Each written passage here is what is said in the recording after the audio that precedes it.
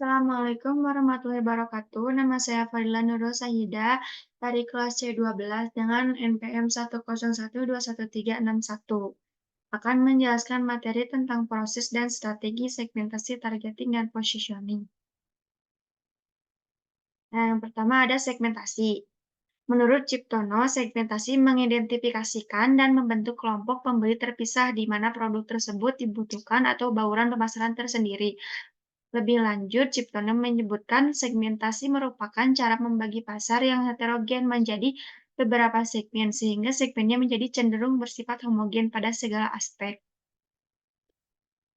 Lalu Pioli dan Hamdani, mereka mengatakan segmentasi pasar menyangkut pembagian pembeli atas beberapa kelompok berdasarkan kebutuhan, karakteristik, atau tingkah laku atas pemenuhan kebutuhan.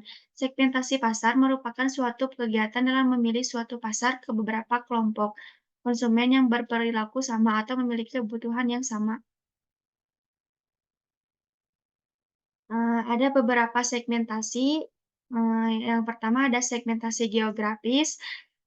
Segmentasi geografis ini membagi pasar berdasarkan kelompok wilayah seperti Asia, Afrika, Amerika, Australia, Eropa, dan lainnya.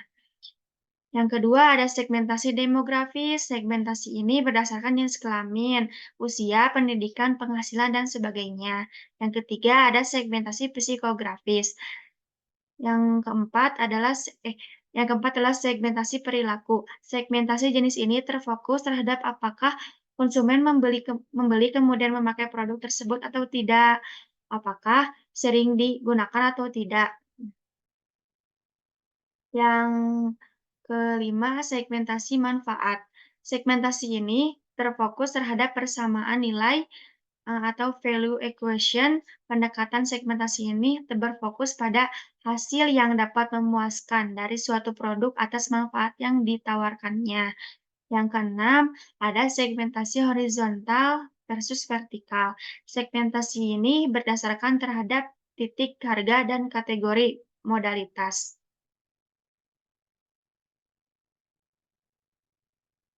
Yang kedua ada targeting. Menurut Ciptono, menentukan pasar sasaran adalah suatu cara menentukan salah satu atau lebih segmen pasar untuk dilayani. Targeting adalah suatu proses membandingkan dan mengevaluasi macam-macam segmen pasar, kemudian memilih beberapa pasar sebagai sasaran yang dilihat. Menurut Lupioadi dan Hamdani, untuk menentukan seleksi pasar target, perusahaan dapat memilih strategi cakupan pasar di antaranya yang pertama pemasaran tanpa pembedaan, yang kedua pemasaran dengan pembedaan, dan yang ketiga pemasaran terkonsentrasi.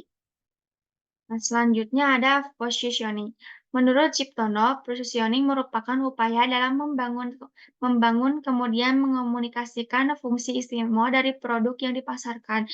Positioning berkaitan dengan tindakan mengenali, pengembangan, serta mengomunikasikan keunggulan yang sifatnya unik dan khas, yang kemudian produk dan jasa di dalam perusahaan akan dipersepsikan lebih unggul dan khusus jika dilakukan perbandingan dengan produk pesaing. Menurut Kotler dan Keller, terdapat beberapa kesalahan dalam melakukan positioning yang perlu untuk dihindari antara lain, yang pertama under positioning, di mana pelanggan tidak mengetahui keunggulan produk atau merek atau perlengkapan yang dikenalkan ke pasar.